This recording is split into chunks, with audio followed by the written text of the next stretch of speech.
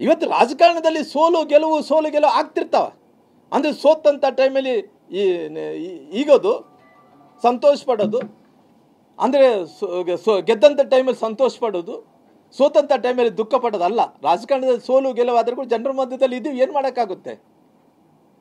ಹಂಗಾಗಿ ಇವತ್ತು ನಾನು ನೋಡಿದಂಥ ಟೈಮಲ್ಲಿ ರಾಜಕಾರಣದಲ್ಲಿ ಯಾವುದು ಶಾಶ್ವತ ಅಲ್ಲ, ಇವತ್ತು ಯಾವುದು ಕೂಡ ಶಾಶ್ವತ ಅಲ್ಲ ಅನ್ನೋಂಥ ಮಾತನ್ನು ಹೇಳ್ತಾ ಇವತ್ತು ಈ ರೀತಿ ನಡ್ಕೊಂಡದೇನಿದೆ ನಾವು ಇವತ್ತು ನಾನು ಹೇಳ್ತೀನಿ, ಇವತ್ತು ಮುಖ್ಯಮಂತ್ರಿಗಳಾಗಿ ಮಹರ್ಷಿ ವಾಲ್ಮೀಕಿ ಅಭಿವೃದ್ಧಿ ನಿಗಮದಲ್ಲಿ 187 ಕೋಟಿ ಕೊಟ್ಟು ನನ್ನ ಮೇಲೆ ಗೆಲ್ಲಬೇಕೆಂದ್ರೆ ಗೆದ್ದಿರಲ್ಲ, ನೀವು ಮೋಸ ಮಾಡಿ ಗೆದ್ದಂಗೆಲ್ಲ. ಹಂಗಾಗಿ ನೀವು ಮಾತಾಡೋಂಥ ಟೈಮಲ್ಲಿ ಸೋಲು ಗೆಲುವುದ ಬಗ್ಗೆ ಸೋತಂಥವ್ರನ್ನೆಲ್ಲರೂ ಕೂಡ ಗೇಲಿಯಾಗಿ ಮಾತಾಡೋದು ಸರಿಯಲ್ಲ. ನೀವು ಮಾತಾಡೋಂಥ ಭಾಷೆ ಕೂಡ ಬದಲಾವಣೆ ಆದ್ರಿಗಿನ್ನ ನಮಗೆ ನೀವಂದರೆ ಗೌರವ ಇದೆ, ಯಾಕಂದರೆ ಬ್ಯಾಕ್ವರ್ಡ್ ಲೀಡರ್ ಆಗಿ ನಿಮ್ಮೆಲ್ಲರ ಮೇಲೆ ಗೌರವ ಇದೆ.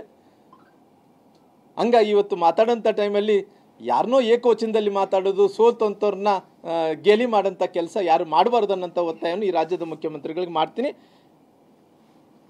ಮುಖ್ಯಮಂತ್ರಿಗಳು ಹೇಳಿದ್ದೇನು ಅಂದರೆ, ವಿಚಾರದಲ್ಲಿ ಮಾಡುವಾಗ ನಮ್ಮ ಸರ್ಕಾರದ ಭವಿಷ್ಯವನ್ನು ಹೇಳುವ ಶ್ರೀರಾಮುಲು ಅವರಿಗೆ ಅವ್ರ ಭವಿಷ್ಯದ ಬಗ್ಗೆ ಗೊತ್ತಾ ಅನ್ನುವಂಥದ್ದನ್ನು ಕೇಳಿಲ್ಲ. ನಾನು ಭವಿಷ್ಯವನ್ನು ನೋಡಿ ಸರ್, ನಾನು ಇವತ್ತು ನಾವು ವಿರೋಧ ಪಕ್ಷದಲ್ಲಿ ಇದ್ದಂಥ ಟೈಮಲ್ಲಿ ಬಹುಶಃ ಎಲ್ಲ ರೆಕಾರ್ಡ್ಸನ್ನು ಸಿದ್ದರಾಮಯ್ಯವ್ರದ್ದು ಕೂಡ ನೋಡ್ರಿ.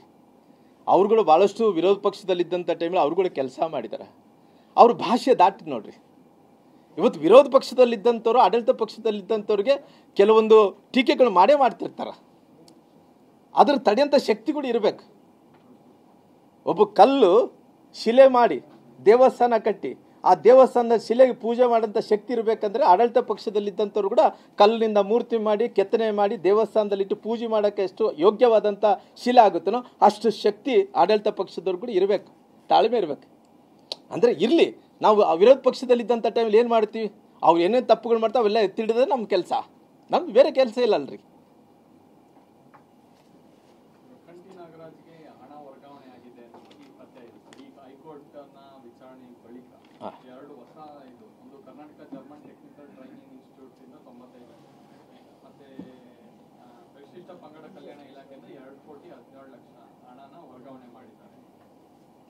ನೋಡು, ಅವರು ಸಾಕಷ್ಟು ಅಂದರೆ ನೆಕ್ಕಂಟಿ ನಾಗರಾಜ್ ಅವ್ರನ್ನ ಹಾದಿ ಹಿಡ್ಕೊಂಡು ಬೇರೆ ಬೇರೆ ಇವತ್ತು ಏನು ಇನ್ವೆಸ್ಟಿಗೇಷನ್ ಟೀಮಲ್ಲಿ ಬೇರೆ ಬೇರೆ ಕಡೆ ಏನೋ ಹಣ ವರ್ಗಾವಣೆ ಆಗಿದೆ ಅಂತೇಳಿ ಆ ಇನ್ವೆಸ್ಟಿಗೇಷನ್ ಏಜೆನ್ಸಿಯಲ್ಲಿ ಇವತ್ತು ಯಾರು ಅಧಿಕಾರಿಗಳು ಕೆಲಸ ಮಾಡ್ತಾರೆ ಅವರೆಲ್ಲರೂ ಕೂಡ ಏನು ಮಾಹಿತಿಯನ್ನು ಕೊಡ್ತಾ ಇದ್ದಾರೋ, ನನಗೆ ಗೊತ್ತಿರುವಂಥ ಪ್ರಕಾರ ಒಂದು ಹತ್ತತ್ರ ಒಂದು 70-80 ಅಕೌಂಟುಗಳಿಗೆ ನಮ್ಮ ಬಳ್ಳಾರಿ ಜಿಲ್ಲೆಯಲ್ಲಿ ಎಲೆಕ್ಷನ್ ಟೈಮಲ್ಲಿ ರೈತರ ಅಕೌಂಟು ಕೂಡ ಹಣ ಹೋಗಿದೆ ಸರ್. ರೈತರ ಅಕೌಂಟ್ಗೆ ಹೋಗಿದ್ರೆ ಇವತ್ತು ಪರಿಸ್ಥಿತಿ ಏನಾಗಿದೆ ಅಂದ್ರಿಗಿನ ಇವತ್ತು ಮಳೆ ಆಗ್ತಾ ಇದೆ, ಗೊಬ್ಬರ ಬೀಜ ಸಿಗಬೇಕಂದ್ರಿಗಿನ ಅವ್ರ ಅಕೌಂಟ್ಗೆ ಹಾಕಿರೋಕೊಂಡು ಅವ್ರ ಅಕೌಂಟ್ ಸೀಜ್ ಮಾಡಿದ್ದಾರೆ. ಇವತ್ತು ಸಾಕಷ್ಟು ಮಂದಿ ಇವತ್ತು ಹೆಂಗೆ ಆಗ್ತಾ ಇದೆ ಅಂದ್ರಿಗಿನ ಸಾಕಷ್ಟು ಮಂದಿ ಕಣ್ಣೀರು ಆಗ್ತಾ ಇದ್ದಾರೆ.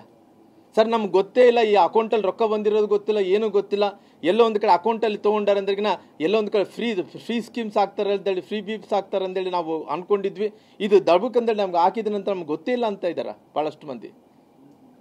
ಯಾಕಂದರೆ ಇವತ್ತು ಸಾಕಷ್ಟು ನೂರಾರು ಮಂದಿಗೆ ಅಕೌಂಟಿಗೆ ಹಾಕಿಬಿಟ್ಟಾರೆ ಸರ್. ಇವತ್ತು ಬ್ರಾಂದಿ ಶಾಪುಗಳಿಗೆ, ಬಾರ್ ಶಾಪುಗಳಿಗೆ, ಗೋಲ್ಡ್ಗಳ ಶಾಪುಗಳಿಗೆ, ಸೆಕ್ಯೂರಿಟಿ ಏಜೆನ್ಸಿಗೆ ಹಾಕ್ತಾರೆ ಅಂದ್ರಿಗಿನ ಅವ್ರು ಇವನ್ನ ಹತ್ರದಾದಂಥವ್ರು ಬಳ್ಳಾರಿ ಲೋಕಸಭೆ ಚುನಾವಣೆ ನಡೀತದೆ ಅಂದರೆ ಬಳ್ಳಾರಿಯವ್ರಿಗೆ ಹಾಕ್ಕೊಂಡೇ ಹಾಕ್ಕೊಂತಾರಲ್ಲ ಇವರು.